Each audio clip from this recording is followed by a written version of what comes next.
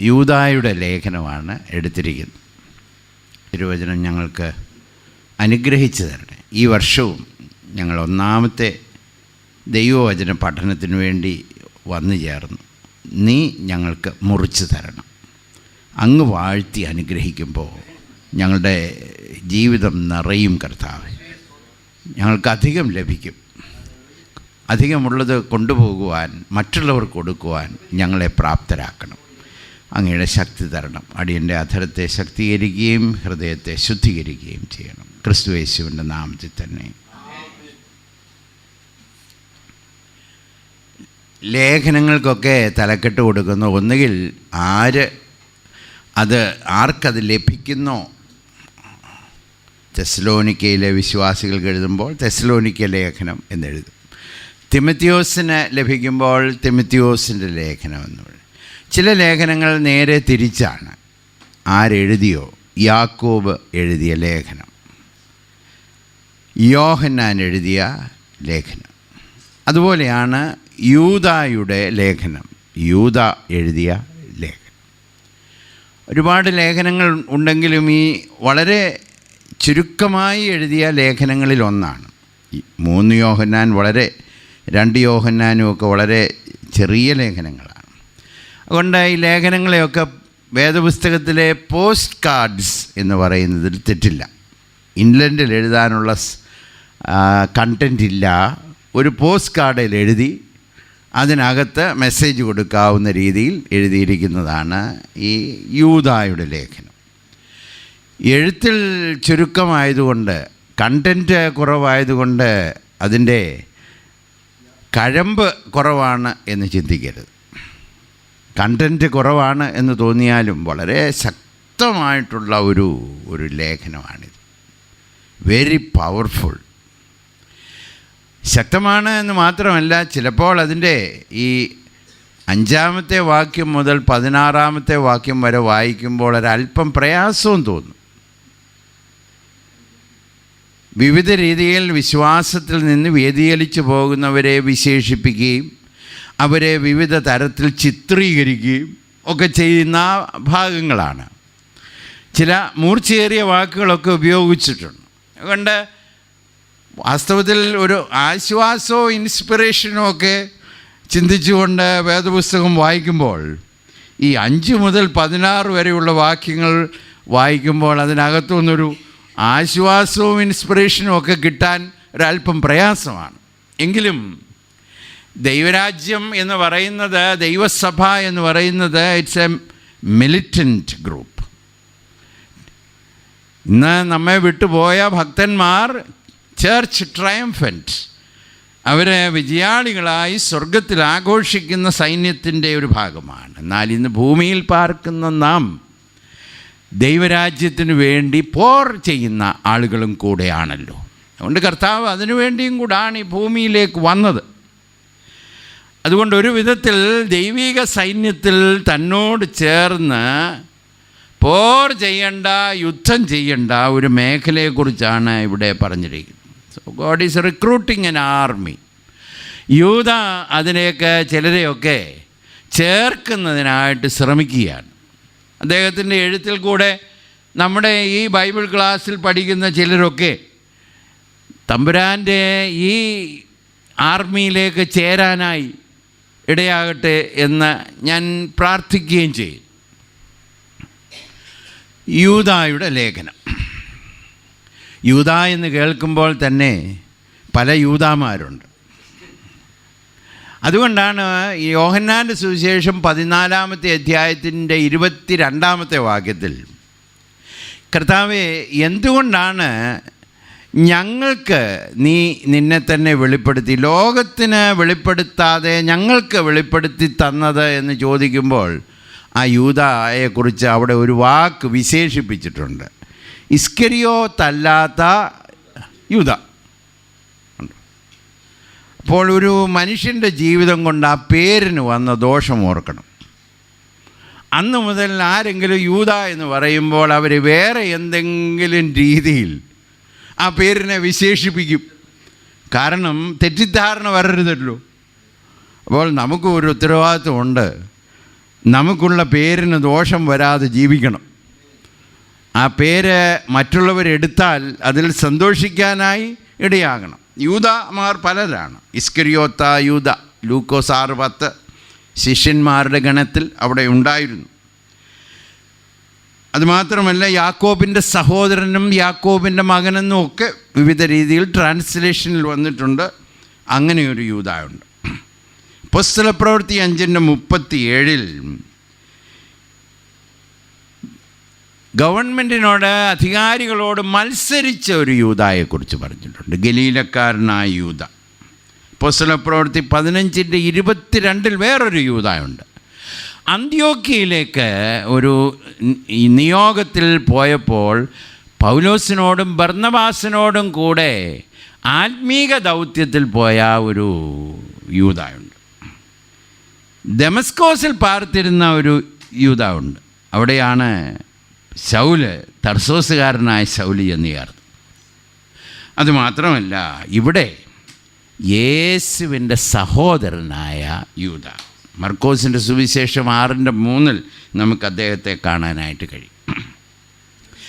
ഇവിടെ ആദ്യത്തെ വാക്കുകൾ പറഞ്ഞിരിക്കുന്ന ആ അഭിസംബോധന കൊണ്ടും തന്നെ തന്നെ വിശേഷിപ്പിച്ചിരിക്കുന്ന വാക്കുകൾ കൊണ്ടും യേശു ക്രിസ്തുവിൻ്റെ ദാസനും യാക്കോബിൻ്റെ സഹോദരനും എന്ന് തന്നെ ഒന്ന് പരിചയപ്പെടുത്തുകയാണ്, ഇൻട്രൊഡ്യൂസ് ചെയ്യുകയാണ്.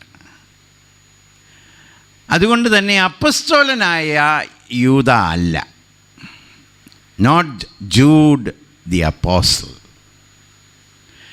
അതുകൊണ്ടാണ് ഒരു നല്ല ഭാഗം വേദശാസ്ത്ര പഠിതാക്കളും ഈ യൂദ യേശു കർത്താവിൻ്റെ സഹോദരനാണ് എന്ന് പറഞ്ഞിരിക്കുന്നത്.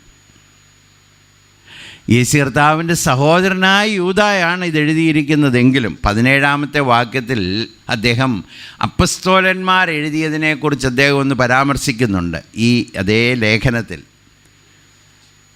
അപ്പോൾ തന്നെ ആ കൂട്ടത്തിൽ കൂട്ടിയിട്ടില്ല. അപ്പോൾ യേശു കർത്താവിൻ്റെ സഹോദരനും യാക്കോബിൻ്റെ സഹോദരനുമായ യൂദ ആയിരിക്കണം. തന്നെ വെളിപ്പെടുത്തിയത് എങ്ങനെ മനോഹരമായി വെളിപ്പെടുത്തി എന്ന് നമുക്ക് നോക്കാം. ഇദ്ദേഹം തന്നെ വെളിപ്പെടുത്തുന്ന വാക്കുകളിൽ യൂദ എന്നൊരു വാക്ക് ഉപയോഗിച്ചിട്ടുണ്ട്.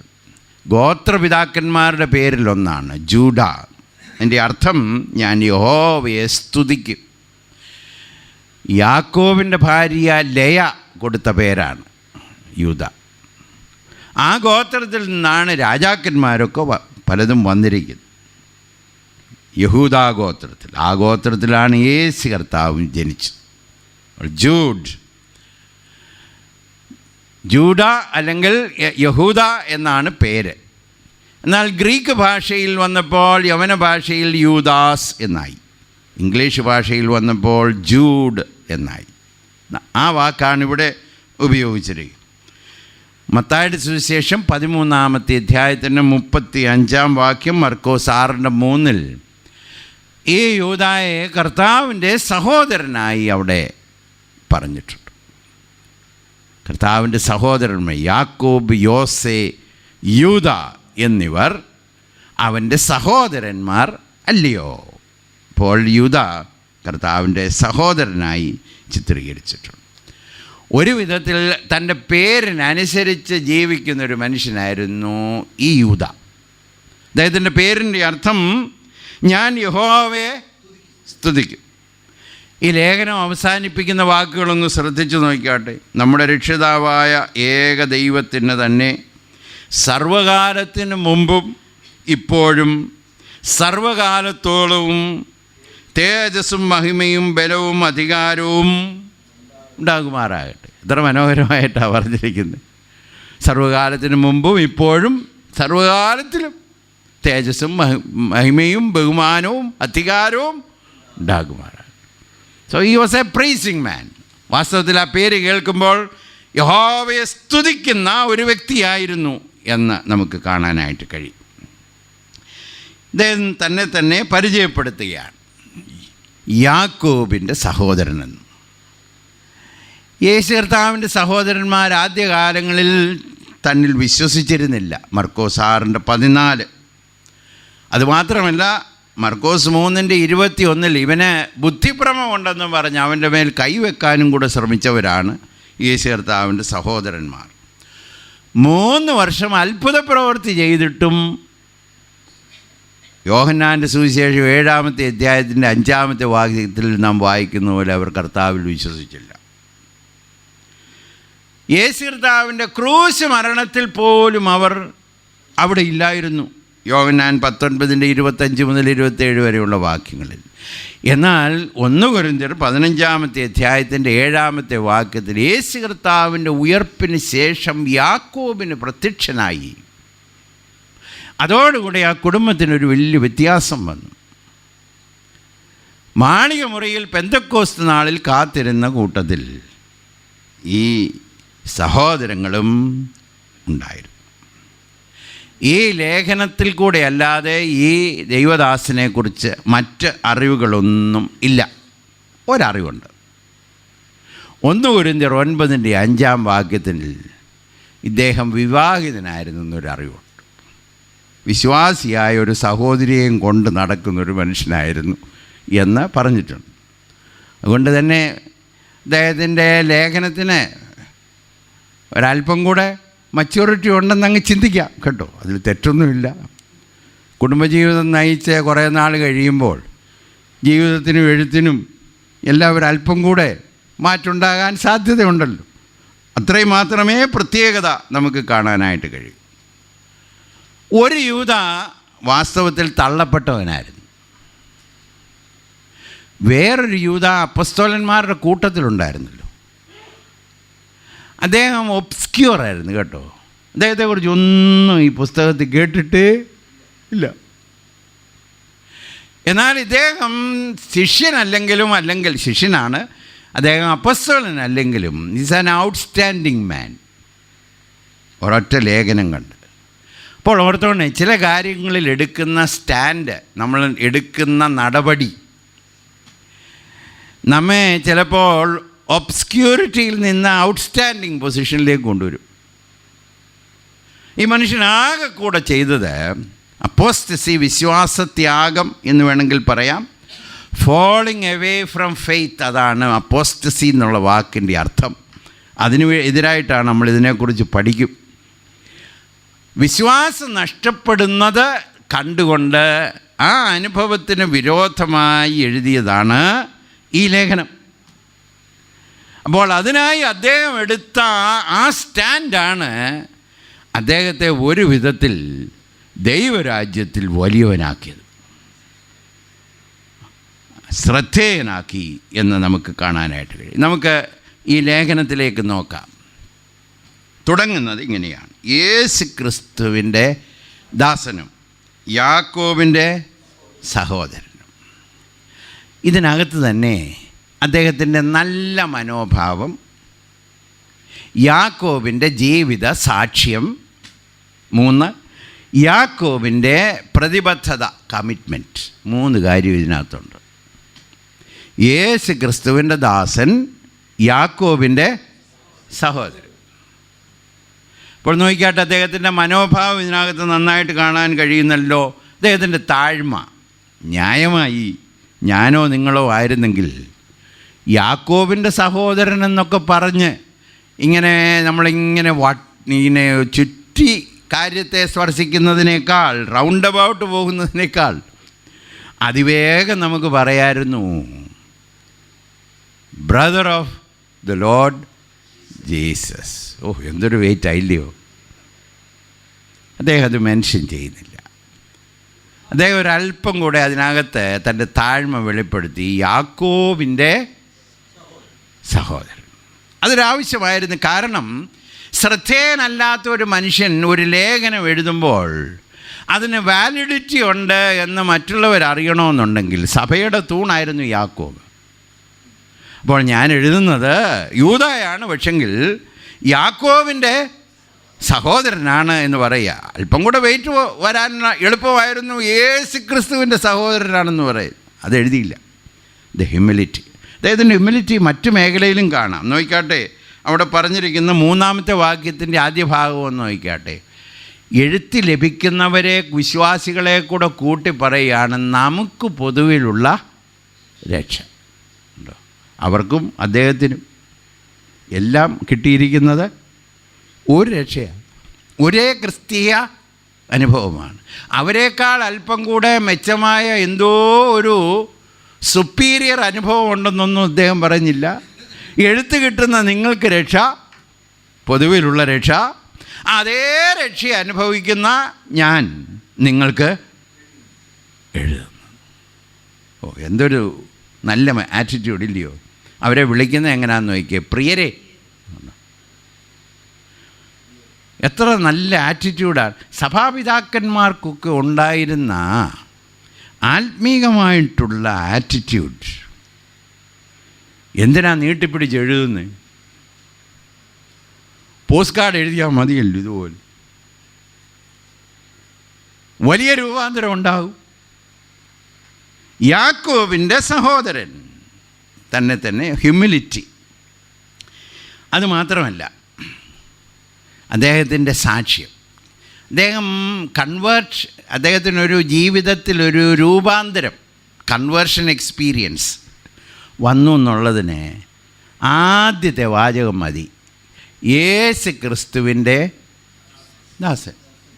അപ്പോൾ ഇത് പറയണമെന്നുണ്ടെങ്കിൽ ജീവിതത്തിലൊരു രൂപാന്തരം വന്നവർക്ക് ഈ വാക്ക് പറയാനൊക്കത്തുള്ളൂ, ശരിയല്ലയോ? കാരണം നാം പ്രകൃതിയ ഏത് സ്വഭാവക്കാരാണെന്നറിയാമോ? പാപത്തിൻ്റെ ദാസന്മാരാണ്. അങ്ങനെയാണ് നമ്മെക്കുറിച്ച് പറയുന്നത്. യോഹന്നാൻ്റെ സുവിശേഷം 8:34 പറഞ്ഞിട്ടുണ്ട്, പാപം ചെയ്യുന്നവനൊക്കെ പാപത്തിൻ്റെ ദാസന്മാരാ. അപ്പോൾ അങ്ങനെ അനുഭവത്തിൽ ജീവിച്ച ഒരു മനുഷ്യൻ യേശുക്രിസ്തുവിൻ്റെ ദാസനായി തീർന്നു എന്ന് പറഞ്ഞപ്പോൾ പാപത്തിൻ്റെ ആ ദാസ്യത്വത്തിൽ നിന്ന് അദ്ദേഹത്തിന് എപ്പോഴോ ഒരു വിടുതലുണ്ടായി, റിലീസുണ്ടായി. പുത്രൻ നിങ്ങൾക്ക് സ്വാതന്ത്ര്യം വരുത്തും എന്നുള്ളത് യോഹന്നാൻ 8:36 ഈ സഹോദരന് ഉണ്ടായി. അതുമാത്രമല്ല, മൂന്നാമത് അദ്ദേഹം കർത്താവിന് തന്നെ ദാസനായി സമർപ്പിച്ചു. Four man with a real spiritual experience. അപ്പോൾ വാസ്തവത്തിൽ ഞാൻ യേശുക്രിസ്തുവിൻ്റെ ദാസനാണെന്ന് പറയുമ്പോൾ ആത്മീയമായിട്ടുള്ള വലിയൊരു അനുഭവത്തിൽ വന്നൊരു വ്യക്തിയായിരിക്കണം ആ മനുഷ്യൻ. പാപത്തിൻ്റെ ദാസ്യത്വത്തിൽ നിന്ന് ദൈവത്തിൻ്റെ കൃപയാൽ എനിക്ക് സ്വാതന്ത്ര്യം ലഭിക്കുകയും എൻ്റെ ജീവിതം യേശുക്രിസ്തുവിൻ്റെ ദാസനായി തീരുവാൻ സമർപ്പിക്കുകയും കർത്താവിൻ്റെ മുഖം ഞാൻ ഏറ്റെടുക്കുകയും ചെയ്തു എന്ന് താൻ സാക്ഷിക്കുകയാണ്. അപ്പോൾ അതിൻ്റെ അർത്ഥം I have totally surrendered to the Lord. നല്ല സാക്ഷ്യമാണല്ലോ. അപ്പോൾ ഞാൻ ചിന്തിക്കുകയായിരുന്നു, സാക്ഷ്യം പറയാൻ നീണ്ട വാചകമൊന്നും വേണ്ട, യേശു ക്രിസ്തുവിൻ്റെ ദാസൻ. അപ്പോൾ നമ്മളെ ഇൻട്രൊഡ്യൂസ് ചെയ്യുന്ന വാക്കുകൊണ്ട് തന്നെ സാക്ഷ്യം കൊടുക്കാൻ കഴിഞ്ഞാൽ നമ്മൾ വാസ്തവത്തിൽ ഭക്തന്മാരാണ്. അപ്പോൾ ഇനി ഓർത്തോണേ, നമ്മളെ ഇൻട്രൊഡ്യൂസ് ചെയ്യുമ്പോൾ എങ്ങനെ introduce ചെയ്യണമെന്നറിയോ? The way in which we introduce ourselves must give our conversion experience. നാട്ടുഭാഷയിൽ പറഞ്ഞാൽ ഗുണപ്പെട്ടെന്ന്, രൂപാന്തരപ്പെട്ടെന്ന്, ചേഞ്ച് ഉണ്ടായെന്ന്, ഒറ്റ വാക്ക്, യേശു ക്രിസ്തുവിൻ്റെ ദാസൻ. അതിനകത്ത് സറണ്ടർ ചെയ്തു എന്ന് മാത്രമല്ല, സെപ്പറേറ്റഡായി, വേർപെട്ടു. 2 യജമാനന്മാരെ സേവിക്കാൻ ഒക്കെയില്ല. അപ്പോൾ വേറൊരു യജമാനോട് യാത്ര പറഞ്ഞു. അപ്പോൾ ജീവിതസാക്ഷ്യമാണല്ലോ. പഴയ ജീവിതത്തോട് യാത്ര പറഞ്ഞു, പുതിയ യജമാനന് കീഴ്പ്പെട്ടു, സമർപ്പിച്ചു. അതുമാത്രമല്ല, ദാസനെന്ന് പറഞ്ഞാൽ റെഡി ഫോർ ഓർഡേഴ്സ് എന്ന് അതിൻ്റെ അർത്ഥമില്ല. പറഞ്ഞാട്ടെ, ഞാൻ ചെയ്തോളാം. അതുകൊണ്ടാണ് 103-ാം സങ്കീർത്തനത്തിൻ്റെ അവസാനത്തെ വാക്യത്തിൽ യഹോവയുടെ വചനത്തിൻ്റെ ശബ്ദം കേട്ട് അവൻ്റെ ആജ്ഞ അനുസരിക്കുന്ന വീരന്മാർ, കേട്ടോ, ദൈവത്തിൻ്റെ ദാസന്മാർ. 123-ാം സങ്കീർത്തനത്തിൻ്റെ 2-ാമത്തെ വാക്യത്തിൽ ദാസന്മാരുടെ കണ്ണ് യജമാനൻ്റെ കയ്യിലേക്ക്, എന്ന് പറഞ്ഞാൽ വെയിറ്റിംഗ്. ദാസന്മാരിങ്ങനെ ശ്രദ്ധിച്ച് കാത്തിരിക്കുകയാണ്.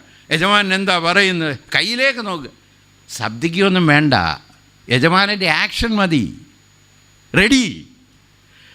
അപ്പോൾ അദ്ദേഹം വാസ്തവത്തിൽ രൂപാന്തരപ്പെട്ട ഒരു മനുഷ്യനാണ്, യേശു ക്രിസ്തുവിൻ്റെ ദാസ്. ഇനിയും തൻ്റെ സഹോദരനെ വിശേഷിപ്പിക്കുന്ന ഒന്ന് നോക്കിക്കാട്ടെ. യേശു ക്രിസ്തു, Jesus the മസായ, Jesus the anointed. ഒന്നിച്ച് വളർന്നല്ലയോ യേശു എന്നങ്ങ് പറഞ്ഞാലും മതിയല്ലോ. ഈ ഭൂമിയിൽ അവൻ മനുഷ്യനായി, യേശുവായി, സേവ്യറായി, രക്ഷകനായി ജീവിച്ചു. എന്നാൽ അവൻ അനോയിൻറ്റഡായി ഇന്ന് പിതാവിൻ്റെ വലത്തുഭാഗത്ത് ഉന്നതനായി വാഴ്ത്തപ്പെട്ടവനായിരിക്കുന്നു.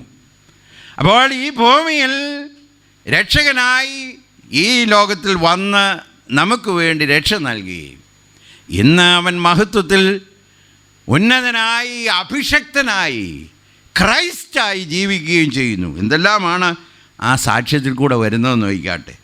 ചെറിയൊരു വാക്ക്. അതുകൊണ്ടാണ് അപ്പോസ്തലനായ പൗലോസും പത്രോസും ഒക്കെ ലേഖനം എഴുതുമ്പോൾ യേശു ക്രിസ്തുവിൻ്റെ ദാസ്. നല്ല പാട്ടാണ്, കുറേ നാൾക്ക് മുമ്പ് പാടിക്കൊണ്ടിരുന്നത്. എന്നെന്നും ഞാൻ നിന്നടിമ നിൻ വക. ആണ് ക്രിസ്തീയ അനുഭവത്തിൻ്റെ ഒന്നാമത്തെ പടി. Lord, I am your slave. Servant അല്ല, I am your slave. Servant എന്ന് പറയുമ്പോൾ എന്തൊക്കെയോ പ്രതിഫലം ഉദ്ദേശിക്കുന്നുണ്ട്. ബോണ്ട് സ്ലേവ് എന്ന് പറയുമ്പോൾ പ്രതിഫലം ഒന്നുമില്ല. കർത്താവിൻ്റെ അടിമ, കീഴ്പ്പെട്ട് കൊടുക്കുന്ന അനുഭവം. അതുകൊണ്ട് മാത്രം അവസാനിക്കുന്നില്ല, ചേർന്ന് പറയുകയാണ് യാക്കോബിൻ്റെ സഹോദരൻ. യാക്കോബിൻ്റെ സഹോദരൻ. യാക്കോബിനെക്കുറിച്ച് ഗലാത്യ ലേഖനം 1:19 പറഞ്ഞിട്ടുണ്ട്. പൗലോസ് അപ്പോസ്തലൻ ശൗലായിരുന്ന സമയത്ത് രൂപാന്തരപ്പെട്ട് കഴിഞ്ഞ് ആദ്യം കാണുന്നത് യാക്കോബിനെയാണ്. അപ്പോൾ ലീഡർ ഓഫ് യെരുശലേം ചർച്ച്, അപ്പോസ്തല പ്രവൃത്തി 15-ാമത്തെ അധ്യായത്തിൻ്റെ 13-ാമത്തെ വാക്യത്തിൽ ഗലാത്യ ലേഖനം 2:9 സഭയുടെ തൂണ് എന്ന് അദ്ദേഹത്തെ വിശേഷിപ്പിച്ചിട്ടുണ്ട്. ആ യാക്കോബിൻ്റെ സഹോദരൻ. ഒരു വിധത്തിൽ നോക്കിക്കാട്ടെ, വെർട്ടിക്കൽ റിലേഷൻഷിപ്പും ഹൊറിസോണ്ടൽ റിലേഷൻഷിപ്പും നല്ലതാണില്ലയോ? ഒരു വിധത്തിൽ യാക്കോബിൻ്റെ ഈക്വൽ ഈ ഭൗമിക സ്റ്റാറ്റസാണ് യൂദായ്ക്കില്ലേ? എങ്കിലും ഈ നല്ല മനോഭാവം നോക്കിക്കാട്ടെ, ദൈവം യാക്കോബിന് കൊടുത്തിരിക്കുന്ന സ്ഥാനം യൂദ അങ്ങ് അംഗീകരിച്ചു പറയുകയാണ്, യേശു ക്രിസ്തുവിൻ്റെ ദാസനും എൻ്റെ ജ്യേഷ്ഠ സഹോദരനോ ആയിരിക്കുന്ന യാക്കോബിൻ്റെ സഹോദരൻ. അപ്പോൾ മുകളിലോട്ടുള്ള ബന്ധവും മാനുഷിക ബന്ധവും നന്നായി സൂക്ഷിച്ച ഒരു മനുഷ്യൻ. അങ്ങനെയാണ് ഈ ലേഖനം ആരംഭിക്കുന്നത്. യേശു ക്രിസ്തുവിൻ്റെ ദാസനായ യൂദ. ഈ ലേഖനം എഴുതിയതിൻ്റെ ഉദ്ദേശം വിശ്വാസത്യാഗം സംഭവിക്കുന്നതിനെക്കുറിച്ച് എഴുത്ത് ലഭിക്കുന്നവർക്ക് ആവശ്യമായിട്ടുള്ള അറിവ് അവർക്ക് ലഭിക്കണം. ഔട്ട്ലൈൻ വേണ്ടിയവർക്ക് ഇപ്രകാരം ഞാൻ പറയാൻ ആഗ്രഹിക്കുന്നു.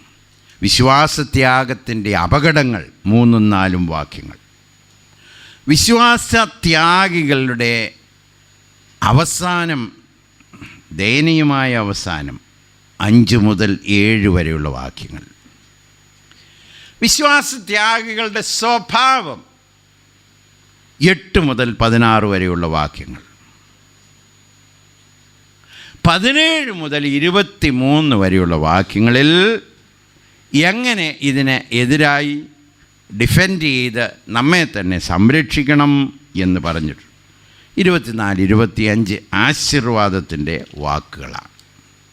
ഇനി നമുക്ക് ഈ ലേഖനത്തിൻ്റെ മറ്റു ഭാഗത്തേക്ക് കടന്നു പോകാം. ആർക്കാണ് ഇത് എഴുതിയത്? റെസിപ്പിയൻസ് ജെന്യുവിൻ ബിലീവേഴ്സാണ് കേട്ടോ. അവർക്ക് ഈ അനുഭവം ഉണ്ട് എന്നുള്ളതിൻ്റെ തെളിവാണ് നമുക്ക് പൊതുവിലുള്ള രക്ഷ. അപ്പോൾ ആ പൊതുവിലുള്ള രക്ഷയുടെ അനുഭവക്കാർക്കാണ് ഈ ലേഖനം എഴുതിയിരിക്കുന്നത്. അപ്പോൾ ഞാൻ ആ വാക്കൊന്ന് ഉപയോഗിച്ചോട്ടെ, ജെനുവിൻ സാൽവേഷൻ എക്സ്പീരിയൻസ്. പൊതുവിലുള്ള രക്ഷയെന്ന് പറയുമ്പോൾ സാർവലൗകിക രക്ഷയെന്നല്ല അതിൻ്റെ അർത്ഥം. വിശ്വസിക്കുന്നവർക്ക് ഏവർക്കും ഒരുപോലെ ലഭിക്കുന്ന ഉണ്ടോ. ക്രൂസിൻ്റെ വചനം നശിച്ചു പോകുന്നവർക്ക് ഭോഷത്വം, എന്നാൽ വിശ്വസിക്കുന്ന ഏവർക്കും. അപ്പോൾ വിശ്വസിക്കുന്ന ഏവർക്കും, യൂദായിക്കും ഈ എഴുത്ത് ലഭിക്കുന്ന എല്ലാവർക്കും സ്ഥാനമോ മാനമോ പദവിയോ ബാക്ക്ഗ്രൗണ്ടോ ഒന്നും പ്രത്യേകമായ വിഷയമല്ല. വിശ്വസിക്കുന്നവർക്ക് ലഭിക്കുന്ന പൊതുവിലുള്ള രക്ഷ അനുഭവിച്ച ദൈവമക്കൾ. അപ്പോൾ നമുക്കിത് ഒരു അല്പം പ്രധാനപ്പെട്ട ചിന്തയാണ്. വിശ്വാസത്യാഗം സംഭവിക്കുന്ന സമൂഹത്തിൽ, പോസ്റ്റസി നടക്കുന്ന സമൂഹത്തിൽ ചുറ്റുപാടും നോക്കുന്നുണ്ടെങ്കിൽ നിരാശപ്പെടാൻ സാധ്യതയുണ്ട്. ഇവിടെ ഇരിക്കുന്ന അനേകരുടെയും മനസ്സിൽ കൂടെ ആത്മീകമായിട്ടുള്ള ശോഷിപ്പിൻ്റെ അനുഭവം ദൈവസഭയിലും സമൂഹത്തിലും നമ്മുടെ തലമുറയിലും കാണുമ്പോൾ വളരെയധികം വേദനിക്കുന്നൊരു സമൂഹമുണ്ട്. അങ്ങനെയുള്ള സമൂഹത്തെ ഒന്ന് ആശ്വസിപ്പിക്കുന്നതിനും ഉറപ്പിക്കുന്നതിനുമുള്ള വാക്കുകളാണ് ആദ്യത്തെ 2 വാക്യങ്ങളിൽ പറഞ്ഞിരിക്കുന്നത്. ദൈവം അവർക്ക് കൊടുത്തിരിക്കുന്ന ഭദ്രത എത്ര വലുതാണെന്ന്. അപ്പോൾ ഭദ്രതയില്ലാത്ത ലോകത്തിൽ പാർക്കുന്ന ഒരു സമൂഹം, അതായത് വിശ്വാസം ത്യജിച്ച് ജീവിക്കുന്ന ഒരു സമൂഹത്തിൻ്റെ താഴോട്ടുള്ള അധപ്പതനത്തിൻ്റെ ആ അനുഭവത്തിൻ്റെ വെളിച്ചത്തിൽ വിശ്വാസികളുടെ ഉള്ളിൽ കൂടെ ആശങ്കയൊക്കെ വരുമോ. അപ്പോൾ അതിനകത്ത് അവർക്ക് ഒരു ഉറപ്പ് കൊടുക്കുകയാണ്. നിങ്ങൾ ആരാണ്? ഒരു സെക്യൂരിറ്റി നല്ലതാണ് എന്നെനിക്ക് തോന്നുന്നു. നോക്കിക്കാട്ടെ, ചില കാര്യങ്ങൾ അവരുടെ ഈ വിശ്വാസം ത്യജിച്ചവരെക്കുറിച്ച് ഞാനൊന്ന് ചില കാര്യങ്ങൾ പറയട്ടെ. 15-ാം വാക്യത്തിൻ്റെ നടുഭാഗത്ത് ഭക്തികെട്ട പാപികൾ, ഭക്തികെട്ടവർ. 16-ാം വാക്യത്തിൽ സ്വന്തം മോഹങ്ങളെ അനുസരിച്ച് നടക്കുന്നവർ. 18-ാം വാക്യത്തിൽ ഭക്തികെട്ട മോഹങ്ങളെ അനുസരിച്ച് നടക്കുന്ന പരിഹാസികൾ. താഴോട്ടുള്ള വാക്യങ്ങളിൽ ഭിന്നതയുണ്ടാക്കുന്നവർ പ്രാകൃതന്മാർ. അപ്പോൾ അങ്ങനെയുള്ളൊരു സമൂഹത്തിൽ ജീവിക്കുമ്പോൾ വിശ്വാസികൾക്ക് ഒരു ഉറപ്പും ധൈര്യവും കൊടുക്കാനായിട്ട് അപ്പോസ്തലന യൂദ എഴുത്തുകാരൻ പറയുകയാണ്, നിങ്ങൾ ആരാണ്? നിങ്ങൾക്കുള്ള അനുഗ്രഹം എന്താണ്? പ്രിയരെ, നമുക്ക് പൊതുവായിട്ടുള്ള രക്ഷ. നോക്കിക്കാട്ടെ, അവർക്ക് ലഭിച്ച അനുഗ്രഹങ്ങൾ 3 കാര്യങ്ങൾ ഞാനവിടെ കാണുന്നു. ഒന്ന്, അതിൻ്റെ ഓർഡർ ഞാനൊന്ന് തിരിച്ചു പറയാൻ പോവുകയാണ്. 1-ാമത്തെ വാക്യത്തിൽ നോക്കിക്കാട്ടെ, വിളിക്കപ്പെട്ടവർക്ക് കണ്ടു എന്ന് ഞാൻ ചിന്തിക്കുന്നു. ഇനി നോക്കിക്കാട്ടെ, സൂക്ഷിക്കപ്പെട്ടവർക്ക്. 3-ാമത്തെ ഒരു വാക്ക് നോക്കിക്കാട്ടെ, സ്നേഹിക്കപ്പെട്ടവർക്ക്. സോ ദ ബിലീവേഴ്സിൻ്റെ ആ പ്രത്യേക അനുഗ്രഹം നോക്കിക്കാട്ടെ, കോൾഡ് വിളിക്കപ്പെട്ടവർ. 2 കെപ്റ്റ് സൂക്ഷിക്കപ്പെട്ടവർ. 3 ലവ്ഡ് സ്നേഹിക്കപ്പെട്ടവർ. അപ്പോൾ ഇങ്ങനെയുള്ള ഒരു സമൂഹത്തിൻ്റെ നടുവിൽ ജീവിക്കുന്ന വിശ്വാസികളായി നമുക്ക് വിളിക്കപ്പെട്ടവരാണ് നാം, ദൈവത്താൽ സ്നേഹിക്കപ്പെട്ടവരാണ് നാം, ദൈവത്താൽ സൂക്ഷിക്കപ്പെടുന്നവരുമാണ് നാം. എന്തോ ഒരു വലിയ സെക്യൂരിറ്റി ഇല്ലയോ? ആ സെക്യൂരിറ്റിക്കായി ദൈവത്തിന് സ്തോത്രം ചെയ്യണം. വിളിച്ചു, വിളി, ദൈവിക വിളി. ദൈവിക വിളി എന്ന് പറയുമ്പോൾ നാം പലപ്പോഴും ചിന്തിക്കാൻ സാധ്യതയുണ്ടത് പൊതുവായിട്ടുള്ളൊരു വിളിയല്ലേ. ദാഹിക്കുന്ന ഏവനും എൻ്റെ അടുക്കൽ വരും. യോഹന്നാൻ്റെ സുവിശേഷം 7:37 പറഞ്ഞിട്ടുണ്ട്. അതുമാത്രമല്ല പറഞ്ഞിരിക്കുന്നത്, സകല ഭൂസീമാവാസികളുമായുള്ളവരേ എങ്കലേക്ക് തിരുവീൻ, തിരിഞ്ഞ് രക്ഷിക്കപ്പെട്ടുകൊള്ളുവീൻ. Look unto me and be saved. ഇത് ഒരു വിളിയാണ്. ആ വിളി എന്നുള്ള വാക്കല്ല ഇവിടെ. വിളിച്ച് സിലക്റ്റഡായി കഴിയുമ്പോൾ ലഭിക്കുന്നതാണ്. വിളിക്കപ്പെട്ടു എന്ന് മാത്രമല്ല, വിളിച്ച് ആ കൂട്ടത്തിലായി തീർന്നു. വിളിക്കപ്പെട്ടു എന്നുള്ളത് കൊണ്ട് നമുക്ക് സംതൃപ്തിയായില്ല. വിളിച്ചത് കേൾക്കുകയും ആ വിളി ഉള്ളിലേക്ക് കടക്കുകയും അതിന് പ്രതികരിക്കാനുള്ള ഭാഗ്യം ലഭിക്കുകയും ആ വിളിയാൽ ചെന്ന് എത്തേണ്ട സ്ഥലത്ത് എത്തുകയും ചെയ്തവരാണിവർ. ഞാൻ പറഞ്ഞത് മനസ്സിലായി എന്ന് ഞാൻ ചിന്തിക്കുന്നു. Not just hearing the call, outward call. ഈ ഔട്ട്വേർഡ് കോളിൽ കൂടെ ഉണ്ടാകുന്ന ചില രൂപാന്തരങ്ങളൊക്കെ ഉണ്ട്. വിളിച്ചു, ഔട്ട്വേർഡ് കോൾ അല്ലെങ്കിൽ പുറമേ നിന്ന് കേൾക്കുന്ന ആ വിളിയിൽ നിന്ന് നമ്മുടെ ജീവിതത്തിൽ വരുത്തുന്ന ചെറിയ അഡ്ജസ്റ്റ്മെൻറ്റ്സൊക്കെ ഉണ്ട്, റിഫോർമേഷനും ഉണ്ട്. ആ അനുഭവത്തിൽ ആ രക്ഷയിലേക്ക് വന്നവരെ കുറിച്ചല്ല പറഞ്ഞിരിക്കുന്നത്. അവർ കേട്ട വിളി ഉള്ളിലേക്ക് കടന്ന് നല്ല നിലത്തെന്നതുപോലെ വീണ് അതിന് പ്രതികരിച്ച് ആ വിളിയിൽ അവരെത്തിച്ചേരേണ്ട സ്ഥലത്ത് എത്തിച്ചേർന്നു. They are the called out people. ആ വിളിയിൽ വന്നു ചേരാൻ ഭാഗ്യം ലഭിച്ചവരാണ് ഈ കൂട്ടർ. നമുക്ക് നോക്കാം എങ്ങനെ ആയിരിക്കും ഈ വിളി നമുക്ക് വന്നത്. ദൈവത്തിൻ്റെ സകല പ്രവൃത്തിയും തൻ്റെ ശബ്ദത്താലാണ്, ബൈ ഹിസ് വേർഡ്, തൻ്റെ വാക്കുകളാലാണ്. വെളിച്ചമുണ്ടാകട്ടെ എന്ന് അവൻ കൽപ്പിച്ചു. അവനൊരു കുഷ്ഠരോഗിയെ കണ്ടപ്പോൾ ഇപ്രകാരം പറഞ്ഞു, നീ ശുദ്ധമാകാ. മരിച്ചു കിടക്കുന്ന ലാസറിൻ്റെ കല്ലറയുടെ വാതിൽക്കൽ നിന്നുകൊണ്ട് കർത്താവ് പറഞ്ഞു, ലാസറേ പുറത്തു വരിക. അപ്പോൾ every action of God is through his powerful word. അപ്പോൾ ഈ വിളി നമുക്ക് ലഭിച്ചത് എങ്ങനെയാണെന്നറിയാമോ? ദൈവത്തിൻ്റെ വചനത്താൽ, നാം ചിന്തിക്കുന്നത് പോലെ സുവിശേഷത്താൽ. 2 തെസ്സലോനിക്കർ 2:14 പറഞ്ഞിരിക്കുന്നു, യേശുക്രിസ്തുവിൻ്റെ മഹത്വം പ്രാപിപ്പാനല്ലോ ഞങ്ങളുടെ സുവിശേഷ ഘോഷണത്താൽ നിങ്ങളെ രക്ഷയ്ക്കായി വിളിച്ചിരിക്കുന്നത്. അപ്പോൾ ഈ വിളി നമ്മുടെ ഉള്ളിലേക്ക് വന്നത് സുവിശേഷ ഘോഷണത്താലാണ്. ആ സുവിശേഷം വചനമായിട്ട് മാത്രമല്ല, 1 തെസ്സലോനിക്കർ 1:5 പരിശുദ്ധാത്മ നിറവോടും ബഹുനിശ്ചയത്തോടും കൂടെ നമ്മുടെ ഉള്ളിലേക്ക് വന്നു. അങ്ങനെയാണ് നമുക്ക് ഈ വിളി കേൾക്കാൻ ഇടയായത്. അതുകൊണ്ടാണ് നല്ല ചിന്തകൾ കേൾക്കുന്നത് കൊണ്ടൊന്നുമല്ല, ഫിലോസഫീസൊക്കെ കേട്ട് ബുദ്ധിജീവികളുടെ നല്ല ആലോചന കേൾക്കുന്നത് കൊണ്ടല്ല ഒരു മനുഷ്യൻ ദൈവരാജ്യത്തിലേക്ക് വിളിക്കപ്പെടുന്നത്. ദൈവരാജ്യത്തിലേക്ക് ആ മനുഷ്യൻ വിളിക്കപ്പെടുന്നത് ദൈവം നമുക്ക് നൽകിയിരിക്കുന്ന സത്യസുവിശേഷം ഒരു മനുഷ്യൻ്റെ കാതുകളിൽ എത്തുകയും അവൻ്റെ ഹൃദയത്തിലേക്ക് അത് കടക്കുകയും ദൈവത്തിൻ്റെ പരിശുദ്ധാത്മാവിനാൽ ആ വചനത്തിന് പ്രതികരിക്കാൻ അവന് കൃപ ലഭിക്കുകയും ചെയ്യുമ്പോൾ അവൻ വിളിക്കപ്പെടും, ദൈവരാജ്യത്തിലേക്ക് വിളിക്കപ്പെടും. അപ്പോൾ ചിന്തിക്കൂ, എങ്ങനെ ആ വിളി നമുക്ക് കേൾക്കാനായിട്ടിടയായത്? ആരെല്ലാം കേൾക്കുന്നില്ലയോ? ഞാനൊരു വാക്യം വായിക്കട്ടെ. 2 തെസ്സലോനിക്കർ 2:14 ഇപ്പോൾ ഞാൻ പറഞ്ഞത്. 13 അങ്ങോട്ട് പറയാൻ പോവുകയാണ്.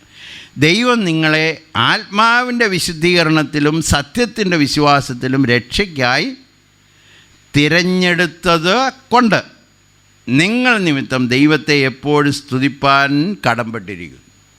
അപ്പോൾ ഈ വിളി വരാൻ കാരണം എന്നാണെന്നറിയാം.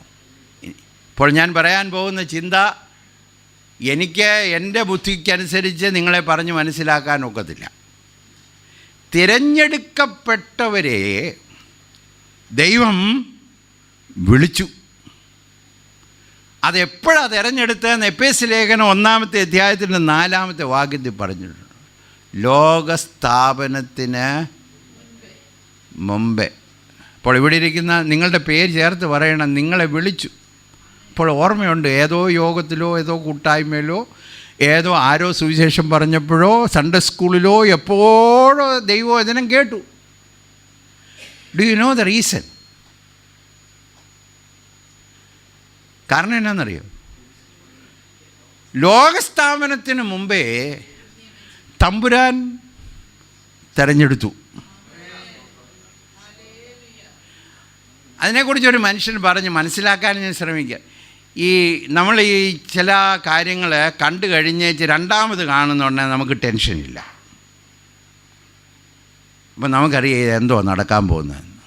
കളിയുടെ കാര്യം തന്നെ ചിന്തിക്കാം കേട്ടോ.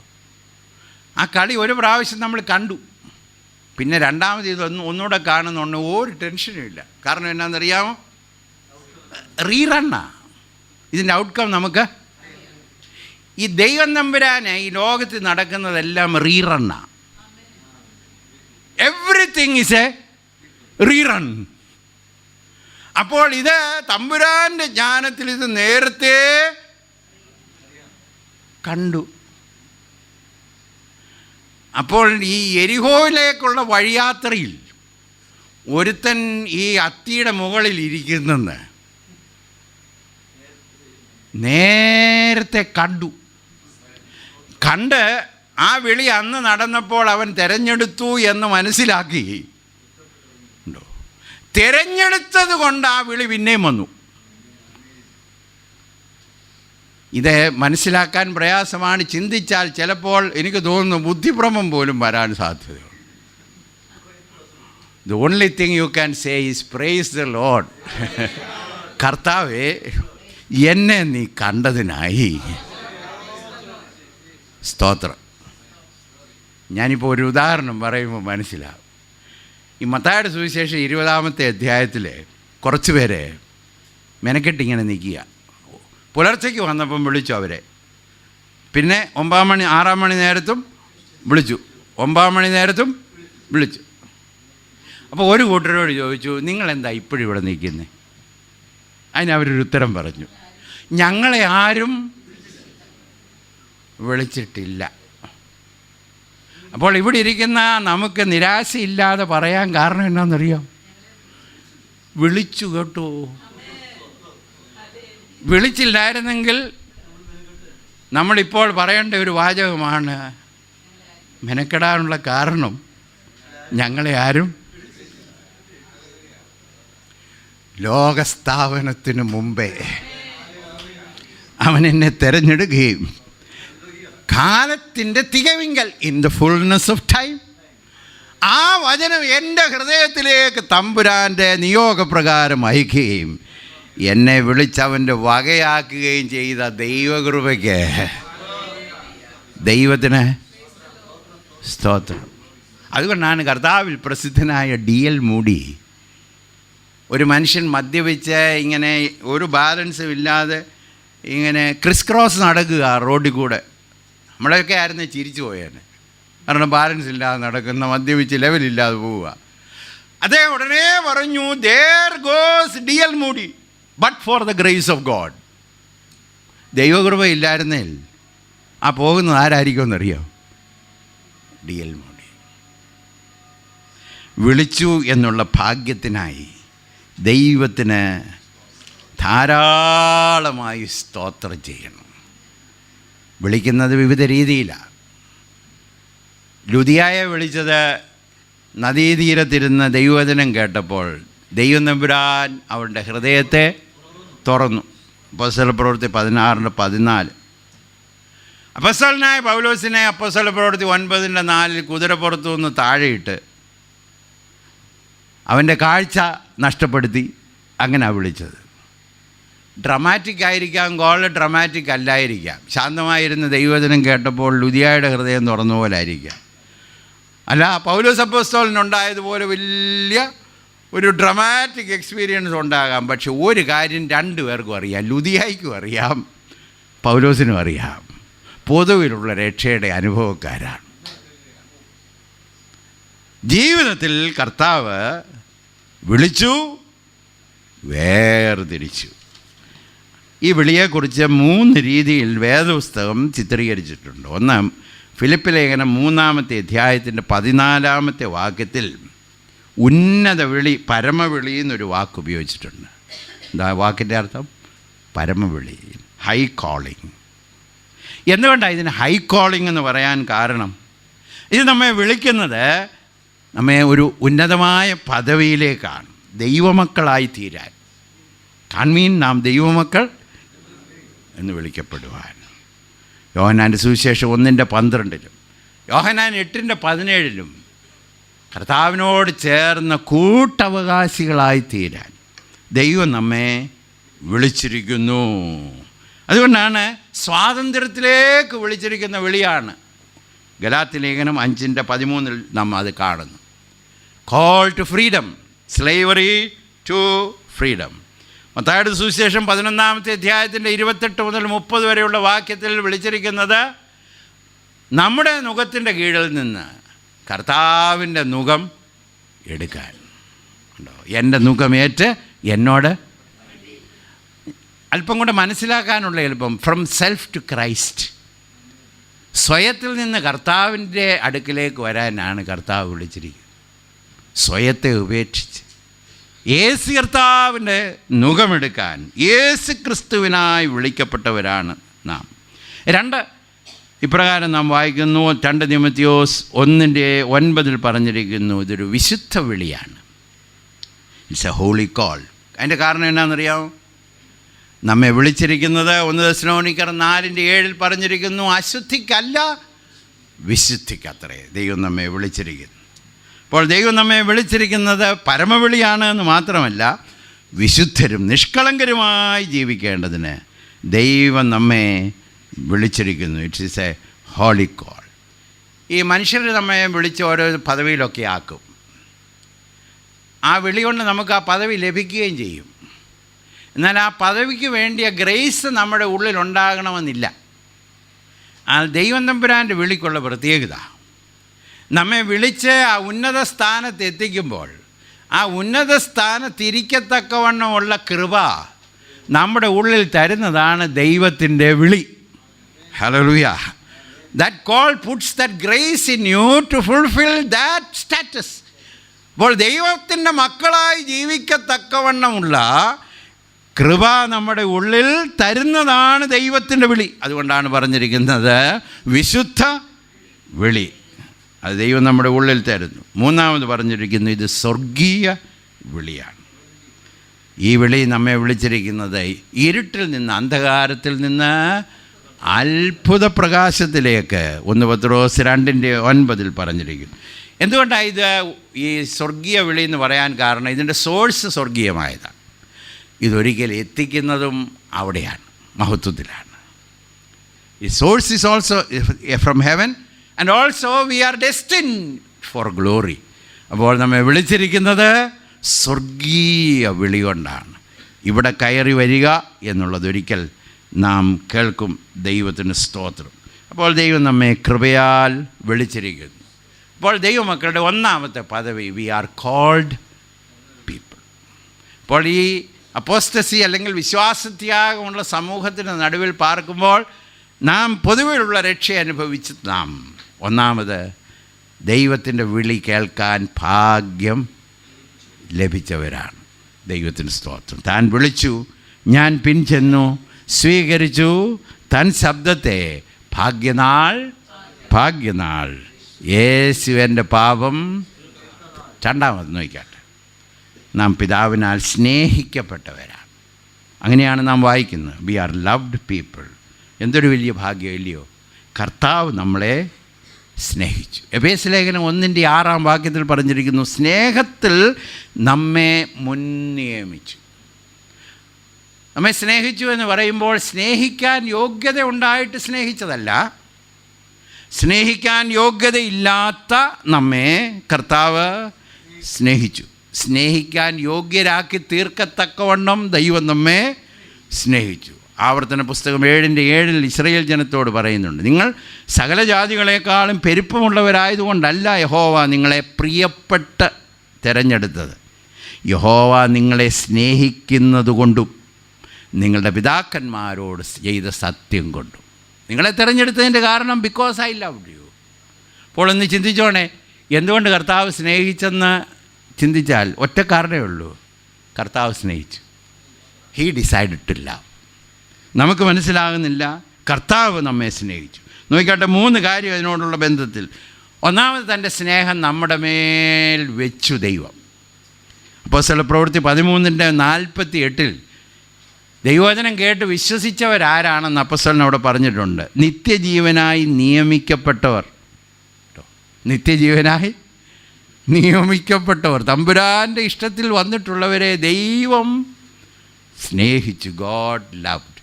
God so loved the world that he gave his son. തൻ്റെ പുത്രനെ നൽകുവാൻ തക്കവണ്ണം ലോകത്തെ സ്നേഹിച്ചു. എന്നാൽ ആ സ്നേഹം നമ്മുടെ ഉള്ളിൽ പകരാൻ നിത്യതയിൽ ദൈവത്തിന് പ്രിയമായി. ദൈവത്തിന് സ്തോത്രം. അതുകൊണ്ടാണ് കർത്താവ് എന്നെ സ്നേഹിപ്പാൻ ഞാൻ എന്തുള്ളൂ എന്ന് പാടും. അതുമാത്രമല്ല, തൻ്റെ സ്നേഹം തൻ്റെ ക്രൂസിൽ നമുക്ക് വേണ്ടി വെളിപ്പെടുത്തി തന്നു. സ്നേഹിതന്മാർക്ക് തൻ്റെ ജീവനെ കൊടുക്കുന്നതിനേക്കാൾ വലിയ സ്നേഹം ഇല്ല. യോഹന്നാൻ്റെ സുവിശേഷം 15:13. അതുമാത്രമല്ല, റോമാലേഖനം 5:5 പറഞ്ഞിരിക്കുന്നു, ദൈവത്തിൻ്റെ സ്നേഹം തൻ്റെ പരിശുദ്ധാത്മാവിനാൽ നമ്മുടെ ഹൃദയങ്ങളിൽ പകർന്നിരിക്കുന്നു. അപ്പോൾ ദൈവത്തിൻ്റെ സ്നേഹം നമുക്ക് ലഭിച്ചു എന്നുള്ളതാണ് രണ്ടാമത്തെ പദവി. അതുകൊണ്ട് എന്നാ പ്രയോജനം? 1-2 അനുഭവം പറയുമ്പോൾ മനസ്സിലാകും. നമ്മൾ ഈ ആരാധിക്കുമ്പോൾ സ്വീറ്റ്നെസ് അല്ലെങ്കിൽ അതിനകത്തൊരു മാധുര്യം വരാൻ കാരണം എന്നാണെന്നറിയാം? 2 രീതിയിൽ ആരാധിക്കാം. ആരാധിക്കേണ്ടത് കൊണ്ട് ആരാധിക്കാം, എന്നാൽ സ്നേഹിക്കുന്ന കർത്താവിനെ ആരാധിക്കാം. You can worship the lord because you are compelled to worship the lord. എന്നാൽ കർത്താവിനെ ഉള്ളത്തിൽ നിന്ന് സ്നേഹിക്കുമ്പോൾ ഒരു ആരാധന വരും. സത്യാരാധന അതാ. പണ്ടൊരു പാട്ടുകാരൻ എഴുതി, the love of God is greater far than tongue or pen could ever tell. നാക്കുകൊണ്ടോ പേന കൊണ്ടോ വർണ്ണിക്കാൻ കഴിയാതെ വണ്ണം ദൈവത്തിൻ്റെ സ്നേഹം വലുതാണ്. ആകാശം മുഴുവൻ കടലാസും സമുദ്രം മുഴുവൻ മഷിയായിരുന്നാലും ദൈവത്തിൻ്റെ സ്നേഹം എനിക്ക് വർണ്ണിക്കാനൊക്കത്തില്ല. അത് എന്തുകൊണ്ടാണ് ഭക്തൻ പറയുന്നതെന്നറിയാമോ? കൊടുമ്പാവിയായിരുന്ന എന്നെ, യോഗ്യതയില്ലാത്ത എന്നെ, പുറന്തള്ളപ്പെട്ട എന്നെ സ്നേഹിച്ച മഹാസ്നേഹം കർത്താവേ. അപ്പോൾ ദൈവത്തെ ആരാധിക്കുമ്പോൾ ആരാധന മാധുര്യമുള്ളതാകണം. വേർഷിപ്പ് ഉണ്ടല്ലോ, മാധുര്യവും ദൈവത്തിന് പ്രസാദകരവുമാകണമെങ്കിൽ അകത്തുനിന്നൊരു സ്നേഹം ഉണ്ടാകണം. ദൈവസ്നേഹം അനുഭവിച്ചവർക്കേ അത് മനസ്സിലാകത്തുള്ളൂ. ഞാൻ ഒരിക്കലൊരു അനുഭവം പറഞ്ഞിട്ടുണ്ട്. ഒരു സ്ത്രീയും ആ സ്ത്രീയുടെ മകനും, ആ സ്ത്രീയുടെ ഭർത്താവും മകനും കൂടെ ആരാധനയ്ക്ക് പോകുന്നൊരു പതിവുണ്ടായിരുന്നു. നല്ല പാട്ടൊക്കെ വരുന്ന സമയത്ത് നല്ല പാട്ട് വരും, ഈ സ്ത്രീ കരി. അപ്പോൾ ഈ ടീനേജറാണ് മോന്. അമ്മ ഇരുന്ന് കരയുന്നതൊന്നും അവനത്ര ഇഷ്ടമല്ല. എല്ലാവരും എന്തോ പറയും, ഇത് അമ്മ ഇങ്ങനെ കരയുന്നു, പാട്ട് പാടുമ്പോൾ കരയുന്നു. ഒരു ദിവസം ചോദിച്ചു, അമ്മേ എനിക്ക് ലജ്ജയായി, I am ashamed and you cry all the time, ഈ നല്ല പാട്ടൊക്കെ വരുന്നുണ്ട്, നീ എല്ലാവരുടെയും മുമ്പ് വെച്ച് കരയുന്നു, അതെന്താ അമ്മേ? അപ്പോൾ അമ്മ പറഞ്ഞു, മോനെ ഇപ്പം നിനക്ക് പ്രായമായതുകൊണ്ട് ഞാൻ പറയാം അതിൻ്റെ കാരണം.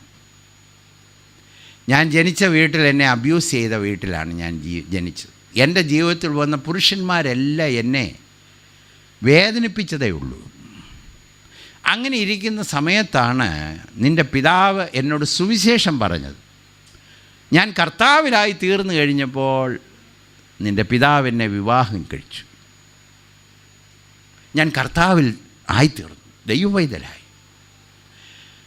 കർത്താവിനെ അറിയാൻ എനിക്കിടയായില്ലായിരുന്നെങ്കിൽ ഞാൻ എവിടെ ആകുമായിരുന്നു? മോനെ, അത് ഞാൻ ചിന്തിക്കുമ്പോഴേ ദൈവത്തിൻ്റെ സ്നേഹം ഞാൻ ഓർക്കുമ്പോൾ എൻ്റെ കണ്ണങ്ങ് നിറഞ്ഞു പോകുന്നതാണ്. Why do we cry? Why do we worship?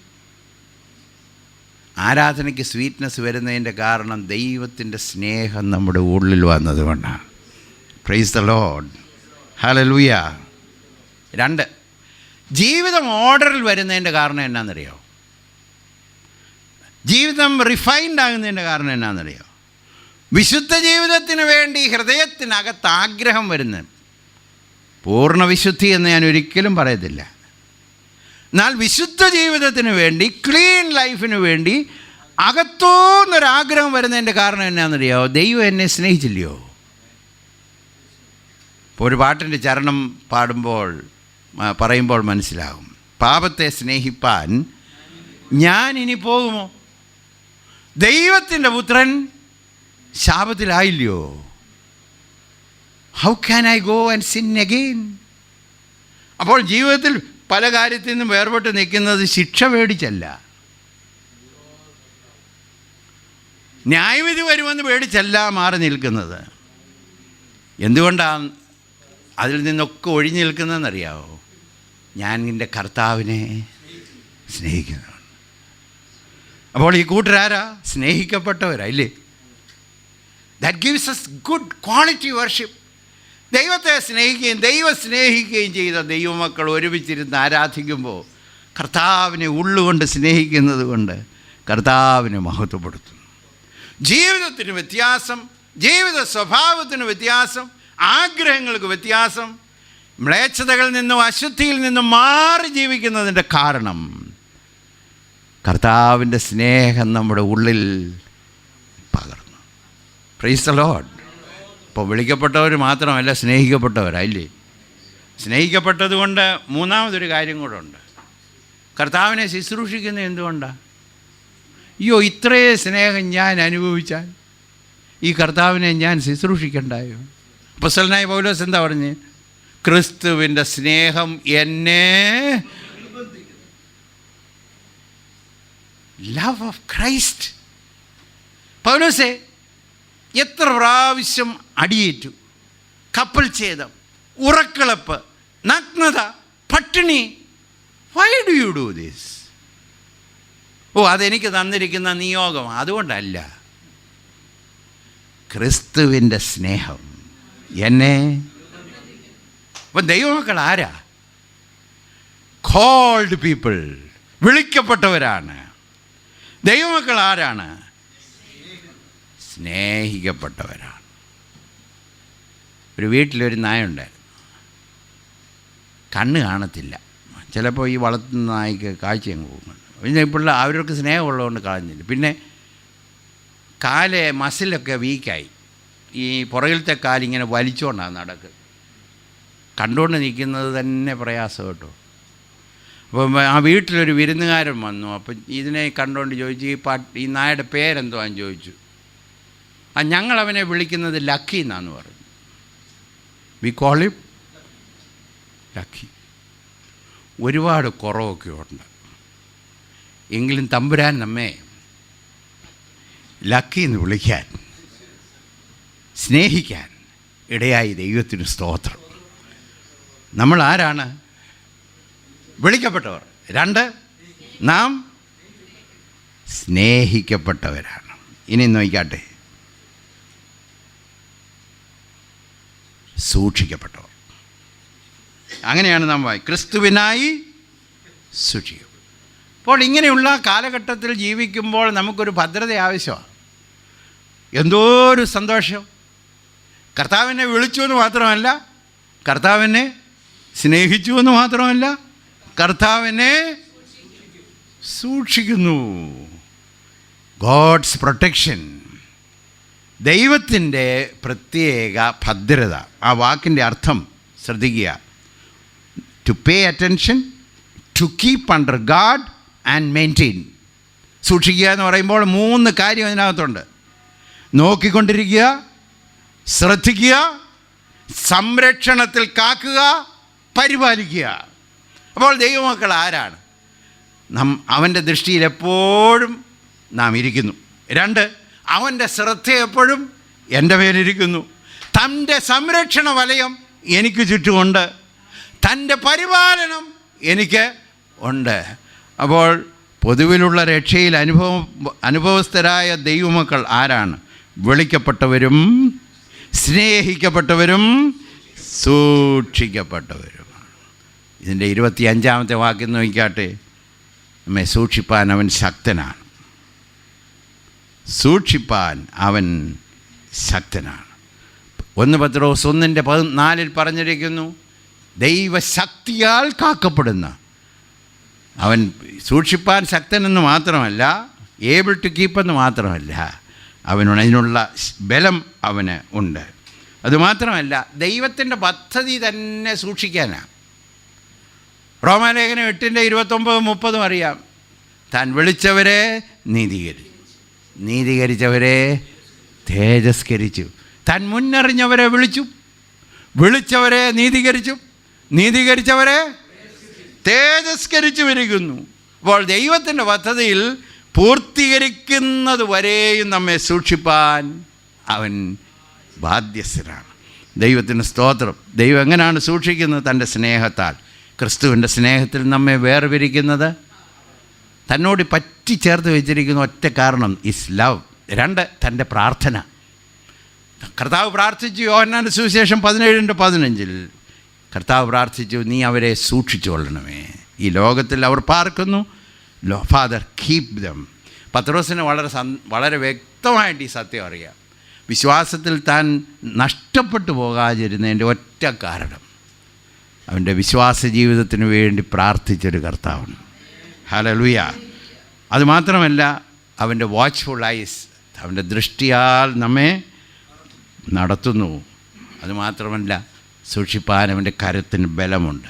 അവൻ്റെ ഉള്ളം കയ്യിൽ നിന്ന് പിടിച്ചുകൊണ്ട് പോകുവാൻ യോഹന്നാൻ്റെ സുവിശേഷം 10-ാമത്തെ അധ്യായത്തിൽ nobody can take you away from my hand. ദൈവത്തിന് സ്തോത്രം. അതിന് കാരണമുണ്ട്, we are precious to him. അവൻ നമ്മെ ഉണ്ടാക്കി, അവൻ നമ്മെ വീണ്ടെടുത്തു. വീണ്ടെടുക്കപ്പെട്ട ദൈവമക്കൾ ദൈവത്തിൻ്റെ ഭദ്രതയ്ക്കുള്ളിലാണ്. ദൈവത്തിന് സ്തോത്രം. സക്കറിയാ പ്രവചനം 2-ാമത്തെ അധ്യായത്തിൻ്റെ 4-ാമത്തെ വാക്യത്തിൽ നിങ്ങളുടെ പട്ടണത്തിന് ചുറ്റും മതിലില്ലായിരിക്കും, കാരണം നിങ്ങളുടെ ജനത്തിൻ്റെ വർധനവും നിങ്ങളുടെ മൃഗങ്ങളുടെ വർധനവും നിമിത്തം നിങ്ങൾക്ക് ചുറ്റും മതിലില്ലായിരിക്കും. ബട്ട് പറഞ്ഞിരിക്കുന്നു, ഞാൻ നിങ്ങൾക്ക് ചുറ്റും തീമതിലായിരിക്കും. തീമതിൽ താഴോട്ട് 8-ാമത്തെ വാക്യത്തിൽ പറഞ്ഞിരിക്കുന്നു, I will guard you like the apple of my I. കണ്ണിൻ്റെ കൃഷ്ണമണി പോലെ നാം കാക്കും. Price the Lord. വിശ്വാസത്യാഗം നടക്കുന്ന ഈ സമൂഹത്തിൻ്റെ നടുവിൽ ദൈവമക്കളായ നാം ഭാഗ്യമുള്ളവരാണ്. വിളിക്കപ്പെട്ടതിനായി സ്തോത്രം, സ്നേഹിച്ചതിനായി ഇന്നും നമ്മെ സൂക്ഷിക്കുകയും മഹത്വത്തിലെത്തുന്നതുവരെയും സൂക്ഷിക്കുകയും ചെയ്യുന്നതുകൊണ്ട് ദൈവത്തിന് സ്തോത്രം. ഇപ്പോൾ തുടങ്ങിയപ്പോൾ 3 പ്രാവശ്യം ഹല്ലേലൂയ പറയണമെന്ന് പറഞ്ഞാൽ തുടങ്ങി. ഇപ്പം നമുക്ക് വാസ്തവത്തിൽ ഹല്ലേലൂയ പറയാൻ 3 കാര്യമായി. ഭൗമികമായിട്ടുള്ള ജീവിതത്തിലാണ് ഈ വർഷവും ആരോഗ്യത്തോടെ ഒന്നിച്ചു കൊണ്ടുവന്നതിന് സ്തോത്രം എന്ന് പറഞ്ഞില്ലേ. എന്നാൽ ഇപ്പോൾ 3 കാര്യത്തിന് കൂടി വന്ന ദൈവമക്കൾ 3 ഹല്ലേലൂയ പറയണം. അവൻ നമ്മെ വിളിച്ചു, അവൻ നമ്മെ സ്നേഹിച്ചു, അവൻ നമ്മെ സൂക്ഷിക്കുന്നു. Hallelujah. He called us, He loves us, and He is keeping us. Praise the Lord. ഇനി ഏത് ലോകത്തിലും ജീവിക്കാൻ നമുക്ക് ഉറപ്പുണ്ട്, കോൺഫിഡൻസ് ഉണ്ട്. We can live in any situation. കാരണം അവൻ നമ്മെ വിളിച്ചു. 2, അവൻ നമ്മെ സ്നേഹിക്കുന്നു. 3, അവൻ നമ്മെ സൂക്ഷിക്കുന്നു. Price the Lord. ഹല്ലേലൂയ. ഇത്ര സൗഭാഗ്യം ഇക്ഷിതിയിൽ ഇല്ല മറ്റെങ്ങും നിശ്ചയമാണ്. തീരാത്ത സന്തോഷം ക്രിസ്തുവിലുണ്ട്, തോരാത്ത കണ്ണീരേ മണ്ണിലുള്ളൂ. ആശ്രയം യേശുവിൽ എന്നതിനാൽ ഭാഗ്യവാൻ ഞാൻ. എന്ന് കേട്ട വചനത്തിൻ്റെ മുമ്പിൽ ഒരു കാര്യം പറയാൻ ഒരുക്കമുള്ളവരായിട്ട് പോകണം. യൂദ തന്നെ പരിചയപ്പെടുത്തിയതുപോലെ ആരോട് നമ്മളെ തന്നെ പരിചയപ്പെടുത്തിയാലും കോൺഫിഡൻ്റായും ഹൃദയനിശ്ചയത്തോടും പറയണം, യേശു ക്രിസ്തുവിൻ്റെ ദാസി അല്ലെങ്കിൽ ദാസനായ യൂദ. നമ്മുടെ പേരങ്ങോട്ട് ചേർത്ത് പറഞ്ഞാൽ മതി. യേശു ക്രിസ്തു, servant of the Lord. Conversion ഉണ്ടായിട്ടുണ്ട്, ജീവിതത്തിൽ ഒരു രൂപാന്തരം വന്നിട്ടുണ്ട്, പലതിനോട് യാത്ര പറഞ്ഞിട്ടുണ്ട്, കമ്മിറ്റ്മെൻ്റ് എടുത്തിട്ടുണ്ട്, കർത്താവിൻ്റെ അടിമയായി തീർന്നിട്ടുണ്ട്. ഒറ്റ വാക്ക്, യേശു ക്രിസ്തുവിൻ്റെ ദാസൻ. We are blessed people. We are blessed people because we are called, we are loved, we are kept people. Hallelujah. ഇവിടുന്ന് പോകുമ്പോൾ ധൈര്യത്തോടെ പോയിക്കോളും. We are called people, we are loved people, and we are kept people by the power of God. തലകളെ മണക്കിക്കാട്ടെ, പ്രാർത്ഥിക്കാം. Hallelujah. ആശ്രയം യേശുവിൽ എന്നതിനാൽ ഭാഗ്യവാൻ ഞാൻ, ഭാഗ്യവാൻ ഞാൻ. ആശ്വാസം എന്നിൽ തന്നതിനാൽ ഭാഗ്യവാൻ ഞാൻ, ഭാഗ്യവാൻ ഞാൻ. ഇത്ര സൗഭാഗ്യം ഇക്ഷിതിയിൽ എല്ലാ മറ്റെങ്ങും നിശ്ചയമാ. ഇത്ര സൗഭാഗ്യം ഇക്ഷിതിയിൽ എല്ലാ മറ്റെങ്ങും നിശ്ചയമാ. തീരാത്ത സന്തോഷം ക്രിസ്തുവിലുണ്ടെന്ന തോരാത്ത കണ്ണീര് മണ്ണിലുള്ളൂ, മണ്ണിലുള്ളൂ. തീരാത്ത സന്തോഷം ക്രിസ്തുവിലുണ്ടെന്ന തോരാത്ത കണ്ണീര് മണ്ണിലുള്ളൂ, മണ്ണിലുള്ളൂ. ആശ്രയമേശുവിൽ എന്നതിനാൽ ഭാഗ്യവാൻ ഞാൻ, ഭാഗ്യവാൻ ഞാൻ. ഒരു നിമിഷം നമുക്ക് സ്തോത്രം ചെയ്യാം. കർത്താവിൻ്റെ ദാസനായി തീരാൻ ഭാഗ്യം ലഭിച്ചത് നമ്മുടെ സാക്ഷ്യം അത്രയേ ഉള്ളൂ. ഒരു വാചകത്തിലല്ല സാക്ഷ്യം, ഒറ്റ വാക്കിൽ സാക്ഷ്യം. യേശു ക്രിസ്തുവിൻ്റെ ദാസൻ, യേശു ക്രിസ്തുവിൻ്റെ ദാസൻ. ഹല്ലേലൂയ. പാപത്തിൻ്റെ ദാസ്യത്തിൽ നിന്ന് വിടുതലായി, കർത്താവിൻ്റെ നുകത്തിൻ്റെ കീഴിലായി, അവൻ്റെ ഇഷ്ടം ചെയ്യാൻ തീരുമാനിച്ചു. In his service. Praise the Lord. Hallelujah. തന്നിരിക്കുന്ന പദവിക്കായി സ്തോത്രം. പൊതുവിലുള്ള രക്ഷ ദൈവത്തിൻ്റെ വിളിയാൽ നമ്മുടെ ഉള്ളിൽ വന്നപ്പോൾ നമുക്ക് ലഭിച്ച വലിയ പദവിക്കായി, he has called us. ഉന്നത വിളി, പരമവിളി, സ്വർഗീയ വിളി, ഉയർത്തുന്ന വിളി. ഹല്ലേലൂയ. നമ്മെ ഉയർത്തുന്ന പദവിയിൽ ജീവിക്കാനുള്ള ശക്തി പകരുന്ന വിളി.